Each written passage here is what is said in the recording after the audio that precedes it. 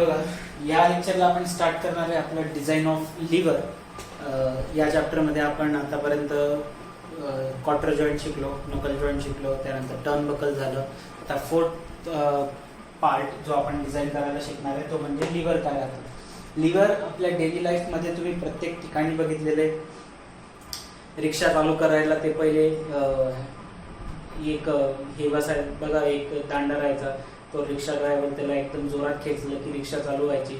Even आपल्या गाडीला जी kick राहते, किक मारल्यानंतर गाडी सुरू होते. किंवा ते पाहिलंय तुम्ही की आता ते पहिले शटर उचलावे लागायचे ना, तर आता ते रॉडवाला एक साईडला एक ते लिव्हर लावलेलं राहतं. बेसिकली ते लिव्हरने ते फिरवतात आणि ते शटर आपोआप वर जात आहे ना. तो फिरवल्यामुळे तो रॉड फिरतो आणि रॉड फिरल्यामुळे ते शटर वर जातं. ते दांडा फिरून शटर वर करताना आता सगळ्यांनीच पाहिलं असेल. असे बरेच काही मल्टिपल एक्झाम्पल्स आहेत तुमच्या लाईफमध्ये. वॉटर पंप जो राहतो, हँडपंप म्हणतो, वॉटर पंपने हापसा म्हणतो आपण त्याला मराठीत. त्या हापसाचा जो मोठा रॉड राहतो ज्याला आपण वर खाली करतो, तो सुद्धा काय एक प्रकारचा लिव्हर आहे. तर लिव्हर म्हणजे काय राहतं, असा कोणता पण एखादा रॉड किंवा एखादा बार जो एका फिक्स पॉईंटच्या अबाउट मूव्ह होऊ शकतो. काय सांगितलं की लिव्हर म्हणजे काय राहतं, एखादा रॉड किंवा एखादा बार रॉड जो एखाद्या फिक्स पॉईंटच्या अबाउट मूव्ह होऊ शकतो, टर्न होऊ शकतो, त्याला आपण काय म्हणतो, लिव्हर असं म्हणत असतो. आणि जो फिक्स पॉईंट राहतो त्या फिक्स पॉईंटला म्हटलं जातं फलक्रम. फिक्स पॉईंटला म्हटलं जातं फलक्रम. आणि त्या फिक्स पॉईंटच्या अबाउट जो रॉड रोटेट होतोय, मूव्ह होतोय, त्याला म्हटलं जातं लिव्हर. तेच या ठिकाणी डेफिनेशन मध्ये दिलं आहे की लिव्हर काय, लिव्हर एक रिजिड रॉड किंवा एक बार आहे जो काय होऊ शकतो, टर्न होऊ शकतो अबाउट अ फिक्स पॉईंट. आणि त्या फिक्स पॉईंटला काय म्हटलं जातं, the fix point which is called as a fulcrum. एखाद्या फिक्स पॉईंटच्या अबाउट जर बॉडी, एखादा रॉड किंवा बार जर टर्न होत असेल, टर्न होऊ शकतो, मग त्या रॉडला, त्या बारला तुम्ही लिव्हर असं म्हणू शकता.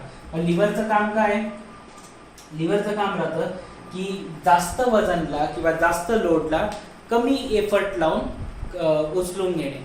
सिंपल लँग्वेज मध्ये काय सांगितलं, सीसॉ खेळलेत ना तुम्ही. आता तुम्ही हा कन्सेप्ट शिकलेले पण आहे, टॉर्कचा पण कन्सेप्ट शिकलेला आहे. टॉर्कचाच कन्सेप्ट राहतो बेसिकली लिव्हरला, बाकी काही नाही. जसं समजा ही डायग्राम तर आहेच, पण याला सिम्प्लिफाय करण्यासाठी ही डायग्राम ड्रॉ करतो बघा. समजा या ठिकाणी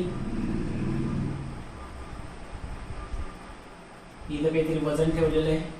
मी काय केलं, हा एक रॉड आहे, रिजिड रॉड, आणि या रिजिड रॉडच्या इथं खाली एक पॉईंट लावून दिला, हा असं काहीतरी. आणि याच्यावर मी एफर्ट लावणार आहे, म्हणजे मी फोर्स अप्लाय करणार आहे. मग इथून फोर्स अप्लाय केला तर हा रॉड आरामात, हे जे वजन आहे हे आरामात उचललं जाईल. आता हे वजन कुठे ऍक्ट होत आहे, खाली. तुम्हाला माहिती असलं पाहिजे की वेट ऑफ द बॉडी, मेकॅनिक्समध्ये शिकलेत तुम्ही, weight of the body is always at from the centre of gravity to vertically downward direction. Downward डायरेक्शनला वेट ॲक्ट होत राहतं. मी या ठिकाणी एफर्ट अप्लाय केले, सो मला तितके जास्त एफर्ट लागतील का. आणि हात जर दगड म्हणा किंवा हे जे वेट आहे, जर मी असं हाताने उचलायचा प्रयत्न केला असता तर जास्त एफर्ट लावावे लागले असते. इथं या ठिकाणी याच्यावर फोर्स अप्लाय करून मला कमी एफर्ट लावावे लागत आहे, म्हणजे माझे एफर्ट कमी लागत आहे आणि लोड इझिली लिफ्ट होतोय. तर कशामुळे होतोय, कारण या ठिकाणी एक फिक्स पॉईंट आहे, या फिक्स पॉईंटच्या अबाउट हा जो रॉड आहे तो टर्न होतोय. असा रॉड आहे, तर आता एफर्ट अप्लाय केल्यामुळे काय होणार, तो रॉड असा वरती चालला जाणार, हा रॉड वरती जाईल आणि लोड लिफ्ट होईल. So this fix point is called as a fulcrum. This point ज्या ठिकाणी एफर्ट अप्लाय होतोय, तुम्ही ताकद लावताय, त्याला म्हटलं जातं एफर्ट पॉईंट. आणि ज्या ठिकाणी बॉडी राहते, ज्या ठिकाणी बॉडीचा लोड ऍक्ट होतो, त्याला म्हटलं जातं लोड पॉईंट. नाव लक्षात ठेवा, fulcrum, effort point, load point. ठीक आहे.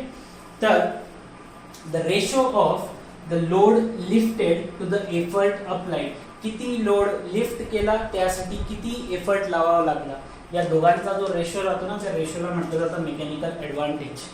The ratio of the load lifted to the effort applied which is called as a mechanical advantage. ठीक आहे. Load lifted to the force अप्लाइडच्या रेशोला आपण काय म्हणतो, मेकॅनिकल ॲडव्हान्टेज. तुम्ही पाहिजे तर इथं फॉर्म्युला पण लिहू शकता. मेकॅनिकल ॲडव्हान्टेजला MA ने लिहिलं जातं, हे तुम्हाला माहिती पण असेल, तुम्ही पहिले शिकले असाल कशात ना कशात तरी. थर्मोडायनामिक्समध्ये पण येतं वाटतंय. So MA is equal to काय राहतं, W/P.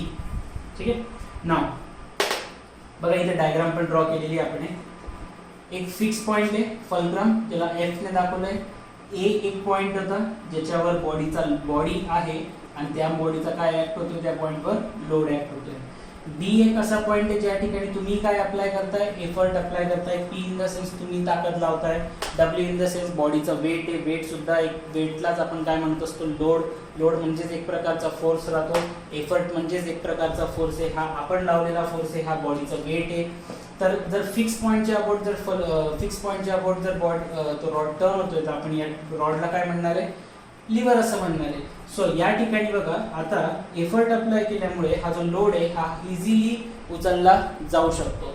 त्यामुळे जे डिस्टन्स आहे, the perpendicular distance between the load point and the fulcrum, load point आणि फल्क्रम यांच्यामधलं हे जे परपेंडिक्युलर डिस्टन्स आहे. परपेंडिक्युलर का बरं म्हटलं, कारण लोड कसा आहे वर्टिकल, डिस्टन्स कसं आहे हॉरिझॉन्टल.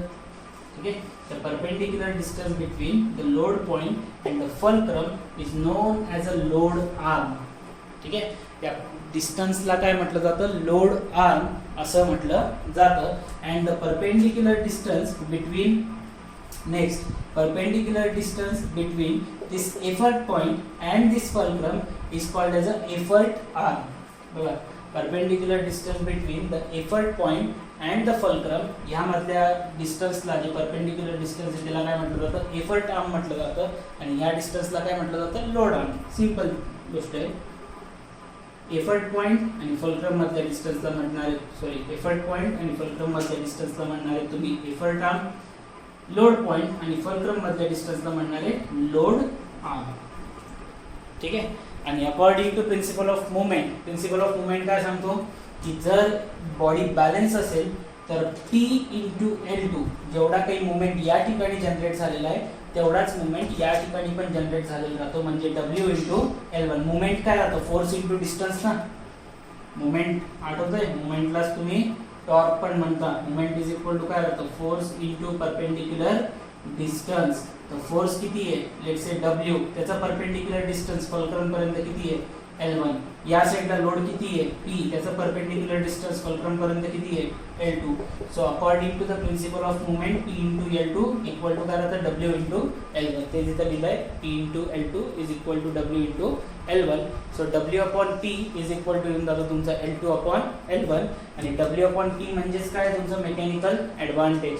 सो तुम्ही असं पण म्हणू शकता की mechanical advantage is nothing but काय राहतो तुमचा effort arm to the load arm. ठीक आहे.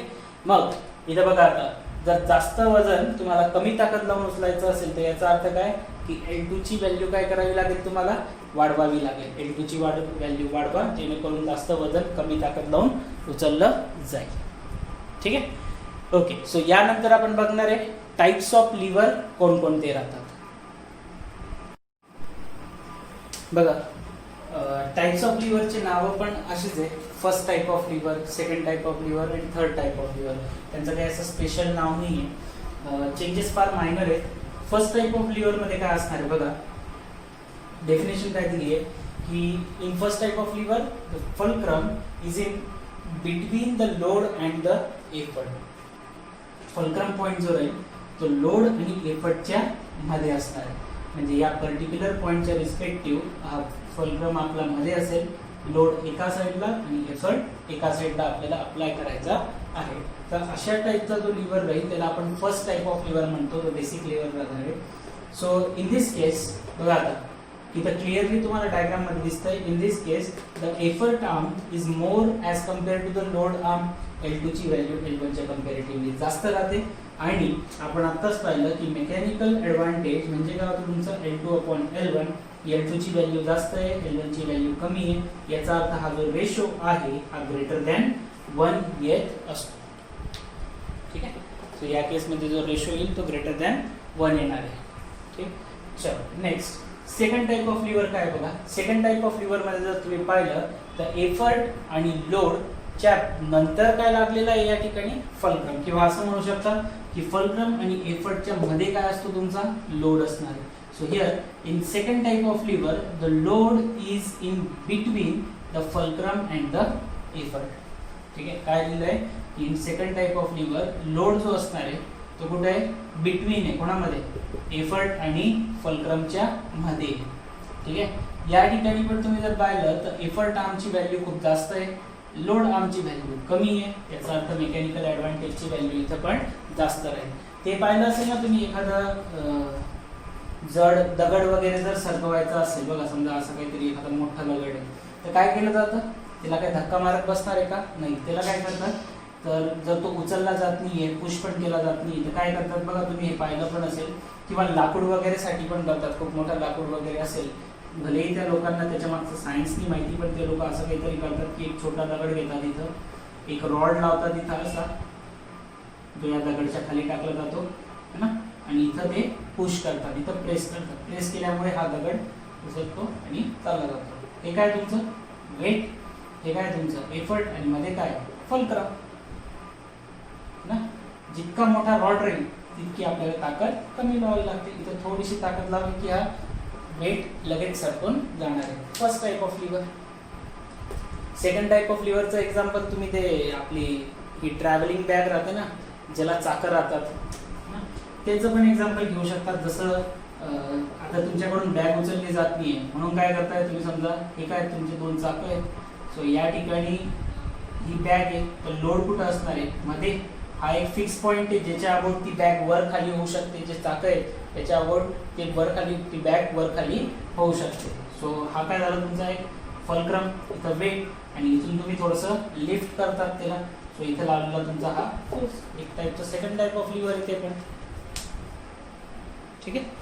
सो असे प्रॅक्टिकल एक्झाम्पलने तुम्ही हे लक्षात ठेवू शकता. आणि हे जे RF दिसतंय, RF काय, the reaction at the fulcrum. हे लोड अप्लाय केल्यामुळे जी लोड, आता तुम्हाला हे माहिती आहे, न्यूटन्स थर्ड लॉ माहिती असेल तुम्हाला की every action has an equal and opposite reaction. So या ठिकाणी लोड लागला, या ठिकाणी एफर्ट लागला, तर हा फल्क्रम काय देतो, त्याच्या रिस्पेक्टिव्ह रिॲक्शन, काही ना काही रिॲक्शन तर देणार आहे. सो फल्क्रम पॉईंटवर काय असणार आहे, रिॲक्शन भेटेल. RF लोड खाली, एफर्ट वरती, RF वरती, RF वर येतं कारण लोड आणि एफर्ट दोन्ही खाली. Now third type of liver बघूया. बघा थर्ड टाइपचं लिव्हर, थर्ड टाइपच्या लिव्हरमध्ये झालं काय की जो फल्क्रम पॉइंट आहे तो एक एंडला आहे, लोड एका एंडला आहे आणि एफर्ट मध्येच लावलेला आहे. झालं काय याच्यामुळे बघा, डेफिनेशन तशीच त्याच पद्धतीने दिलेलं आहे. In this type of the lever the effort is in, effort कुठे आहे, the effort is in between the load and the fulcrum. Load आणि फल्क्रमच्या मध्ये एफर्ट लावलेला आहे. तर तुम्हाला क्लिअरली दिसतंय की एफर्ट आर्मची व्हॅल्यू छोटी आहे, लोड आर्मची व्हॅल्यू जास्त आहे, जेणेकरून मेकॅनिकल ॲडव्हान्टेजचा रेशो लेस दॅन 1 येईल. अशा टाईपचे लिव्हर्स आपण आपल्या डेली लाईफमध्ये यूज करत नाही. ठीक आहे. किंवा असे टाईपचे जे लिव्हर्स राहतात त्याला आपण अवॉइड करतो यूज करणं. ठीक आहे. आहेत तसे बी की जे वापरले जातात, पण यामध्ये ॲक्च्युली होतं काय की आपल्याला एफर्ट जास्त लावावे लागतात. लोड भलेही कमी आहे पण त्या कम्पॅरेटिव्हली आपल्याला एफर्ट जास्त लावावे लागतील. ठीक आहे. म्हणून अशा टाईपच्या लिव्हरचा आपण यूज करत नाही. तर हे 3 टाईपचे लिव्हर आहे, फर्स्ट, सेकंड आणि थर्ड. बघा आपण फर्स्ट टाईपचं लिव्हर स्टार्ट करणार आहोत. आपल्याला 3-4 टाईपचे लिव्हर्स बघायचे. फर्स्ट आहे त्यामधलं हँड लिव्हर. आता हँड लिव्हर बरेच आहेत, जसं रिक्षावाला एक एक्झाम्पल होतं. रिक्षाचा जो रॉड आहे, रिक्षाची बेसिकली इन सिम्पल वर्ड्स आपण त्याला रिक्षाची किक म्हणू शकतो, ज्याच्याने रिक्षा चालू होते. त्याच्यानंतर तुमचं हँडपंप, वॉटर पंप जो राहतो आपला हापसा, तो एक सेम टाईपचे. त्यानंतर ते शटर उघडलं जातं, तो रॉड जो फिरवतात आणि त्याच्यानंतर आपल्या दुकानाचं शटर उघडतं. तर ते जे शटर आहे ते जे ज्या रॉडने उघडतं आहे तो सुद्धा रॉडसुद्धा एक काय हँड लिव्हरच आहे. मी एक व्हिडिओ टाकेल मे बी, तर त्याच्याने तुम्हाला ते हँड लिव्हर आणि त्यामध्ये जो हे पूर्ण डायमेन्शन वगैरे क्लिअर होऊन जातील. त्यापूर्वी मी एक्सप्लेन करून सांगतो बघा काय. तर हा 2 व्ह्यूज दिसतात तुम्हाला क्लिअर आहे. हा तुमचा टॉप व्ह्यू आहे आणि इकडे हा तुमचा साईड व्ह्यू असणार आहे. तर बघा आता काय काय कंडिशन्स आहेत. आता तुम्हाला इथं 2-3 सर्कल दिसत आहेत है ना. तर एक डायमीटर ऑफ द शाफ्ट आहे. बेसिकली त्या हँड लिव्हरमध्ये राहतं कसं बघा, एक असं ती डायग्राम जाऊ द्या, ती टेक्स्टबुकची डायग्राम, मी तुम्हाला ॲक्च्युअल डायग्राम कशी राहते ती सांगतो. एक शाफ्ट राहतो, आणि त्याच्यावर ना कीवे राहतो. कीवे माहिती तुम्हाला, कीचा तो स्लॉट राहतो ना, तिथं की अडकवली जाते. की काय राहतं तुम्हाला माहिती असेल, नसेल माहिती तर मला वाटतं तुम्हाला डिझाईन ऑफ कीज पण आहे पुढे, तर त्याच्यामध्ये तुम्ही शिकालच. आणि असा एक मागे अजून एक रॉड राहतो, त्याला शाफ्ट राहतो बेसिकली. हा कम्प्लीट एक शाफ्ट राहतो आणि याचा एक डायमीटर, याचा एक डायमीटर, असे मिळून ते 2 डायमीटर होतात. ठीक आहे, म्हणून इथं तुम्हाला 2 सर्कल बघायला भेटतात. एक आतला डायमीटर, हा जो आतला सर्कल आहे ना तो हा रॉड आहे, आणि याच्यावर एक छोटासा इथं स्लॉट राहतो असा कीचा. याच्यामध्ये की फसवली जाते, अशी काहीतरी एक की स्लॉट, की अडकवली जाते त्याच्यामध्ये, असा एक स्लॉट राहतो. तर हा जो रेक्टँगल दिसतोय तुम्हाला तो हा आहे इकडचा, आणि त्याच्यावरती हा जो मागचा रॉड आहे, हा रॉड किंवा हा जो शाफ्ट आहे हा बेस्ड राहतो एका बेरिंगवर. या रॉडच्या मध्ये काय राहते, एक बेरिंग राहते, आणि ती बेरिंगचं काम काय की फ्रिक्शन न होऊ देणे, रॉडचं रोटेशन स्मूथली व्हायला पाहिजे. आणि या ठिकाणी एक कीवेमध्ये की फिक्स केली जाते, आणि त्या कीवर लावलं जातं तुमचं बॉस ना. त्या कीवर काय लावला जातो, एक बॉस लावला जातो. आता बॉस काय बघा इथं, या सगळ्या, हा मधला तुमचा एक रॉड, त्याच्यावर की लावलेली आहे. त्याच्या बाहेरचा एक रॉड ज्याच्या जो बेरिंगवर सपोर्टेड आहे, आणि त्यांच्या बाहेर आहे एक बॉस. इथं बघा नाव पण दिलेलं आहे, दिस इज युअर बॉस. त्याला बॉस म्हटलं जातं की ज्या एक बॉस म्हणजे काय, एक हॉलो असं म्हणू शकता तुम्ही. एक हॉलो सर्क्युलर सेक्शन आहे किंवा हॉलो एक स्फेरिकल सेक्शन आहे, असं काहीतरी.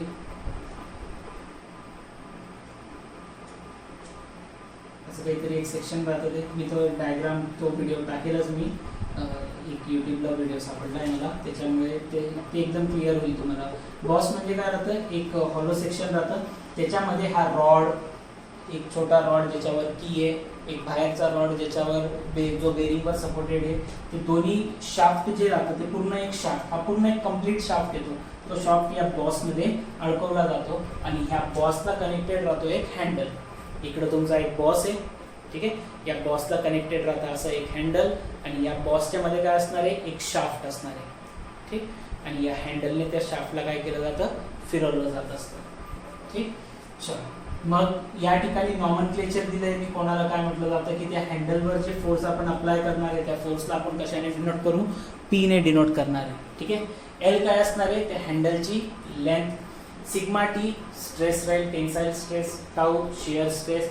डी काय असणार आहे, डी राहील तुमचा डायमीटर ऑफ शाफ्ट. हा जो छोटा डायमीटर, इथला छोटा रॉड आहे ना, जो शाफ्ट आहे त्याचा डायमीटर किती आहे, डी आहे. D2 काय आहे, डायमीटर ऑफ द बॉस, हा मोठा डायमीटर आहे ना. D1, इथे D1 पण दिलंय बघा. D1 काय असणार आहे, diameter of the shaft at the centre of the bearing. असा शाफ्ट की तो बेरिंगवर सुपरइम्पोज आहे किंवा बेरिंगवर त्याला प्लेस केलेलं आहे. त्या शाफ्टचा डायमीटर किती आहे, D1. तर ह्या आतल्याचा डायमीटर D, याचा डायमीटर D1, आणि या बाहेरच्याचा डायमीटर D2, या पद्धतीने. ठीक आहे, हा बॉस जो आहे, मी जसं तुम्हाला सांगितलं की बॉस सर्कल तर राहतं पण त्याला थिकनेस पण राहते. ठीक आहे, तर बेसिकली असं बेहतर राहतं, हा बॉस या पद्धतीने राहतो. हा मधला सर्कल तर राहीलच, पण त्याला अशी साईडला थिकनेस पण राहते. तर ही जी थिकनेस आहे ना, याला म्हटलं जातं लेंथ ऑफ द बॉस, आणि ज्याला आपण दाखवतोय कशाने, L2 ने. हिअर या ठिकाणी दिसते तुम्हाला, ती बघा साईड व्ह्यू मध्ये. तर या ठिकाणी L2 काय तुमचं लेंथ ऑफ दी बॉस आहे. D1 सांगितलं मी तुम्हाला. T काय असणार आहे, T is the thickness of the lever. Here T काय, त्या लिव्हरची थिकनेस किंवा आपला जो रॉड आहे त्याची थिकनेस T. B असणार आहे width of the lever. Width पण असणार आहे लिव्हरला. फ्रंट टॉप व्ह्यू मध्ये तुम्हाला विड्थ दिसेल, फ्रंट व्ह्यू मध्ये किंवा साईड व्ह्यू मध्ये तुम्हाला काय दिसणार आहे, थिकनेस दिसणार आहे. तर हे सगळं नॉमनक्लेचर आहे. याची आपल्याला डिझाईन प्रोसिजर पण बघायची आहे. तर डिझाईन प्रोसिजरमध्ये तुम्हाला एक्झॅक्टली समजेल. बघा इथं ही जी लाईन ड्रॉ केलेली आहे, याला नाव द्यायचं राहून गेलं. दिस इज युअर बेरिंग. ठीक आहे, या बेरिंगवर तो रॉड कनेक्टेड आहे किंवा तो शाफ्ट कनेक्टेड राहतो. ठीक आहे, ज्याचा डायमीटर किती आहे, D1. ठीक आहे, हा रॉडचा मागचा भाग, इथला एक आतमधला एक छोटा भाग राहील, त्याच्यावर एक मोठा भाग, आणि ते राहतो बेरिंगवर अटॅच. इथं एक छोटा भाग राहील. इथं बघा तुम्हाला ही लेंथ दिसते L, इथं लिहिलेलं होतं, L रॉंग गेलं आहे का, okay. So here that L is the effective length राहते. ती येईल पुढे आपल्याला यूजमध्ये, त्यावेळेस मी सांगेल. किंवा त्याला की वेची लेंथ सुद्धा म्हटलं जातं. आता मी तुम्हाला ती डायग्राम दाखवतो आणि प्रत्येक डायग्रामच्या मागे एक्सप्लेनेशन सांगतो, तुम्हाला एक्झॅक्टली समजेल. मी असं किती वेळ बडबडत राहिलो तुम्हाला समजणार नाहीये. बघूया आता ते. बघा, ही असणार आहे तुमची की आणि हा आहे शाफ्ट. त्या शाफ्टवर तुम्हाला पुढे एक कीवे दिसतोय. हा या कीवेमध्ये ती की फिक्स केली जाते. ठीक आहे. आता या ठिकाणी तुम्हाला दिसेल हा बॉस, हा एक बॉस आहे ज्याच्यामध्ये तुम्हाला हॉलो सर्क्युलर सेक्शन दिसेल आणि त्या हॉलो सर्क्युलर सेक्शनमध्ये आपण शाफ्टला फिक्स करत असतो. आणि हा आहे तुमचा लिव्हर है ना, जो रॉड आहे तो लिव्हर आहे आणि त्या बॉसमध्ये आपण आता शाफ्ट फिक्स करतोय. ठीक. आणि शाफ्टला फिक्स केल्यानंतर आपण ज्यावेळेस लिव्हरवर फोर्स अप्लाय करतो, लोड एफर्ट अप्लाय करतोय, तर शाफ्ट बेसिकली रोटेट होतोय आणि तो रोटेशन कोणामुळे होतोय? बिकॉज ऑफ दॅट की है ना, जो की अडकलेला आहे त्यामुळे. बघा, आता नॉमनक्लेचर बघूया. हा जो छोटा रॉड दिसतोय तुम्हाला ज्याचा डायमीटर कमी आहे तो असणार आहे तुमचा diameter of the shaft D. ठीक आहे. आणि त्याच डायमीटरला कनेक्टेड मागे जो एक मोठा डायमीटर आहे हा, याचा डायमीटर किती असणार आहे? D1, ज्याला आपण म्हणत होतो diameter of shaft at the centre of bearing, कारण तो बेरिंगवर प्लेस केला गेलेला आहे. ठीक. त्यानंतर D2 काय होतं आपलं? D2 होतं डायमीटर ऑफ बॉस. हा तुम्हाला बॉस दिसतोय, त्याचा तो आउटर डायमीटर आहे तो असणार आहे D2. आणि त्या बॉसला डायमीटर सोबतच थिकनेस बी जे मी तुम्हाला सांगितलं ही असणार आहे L2, which is the length of the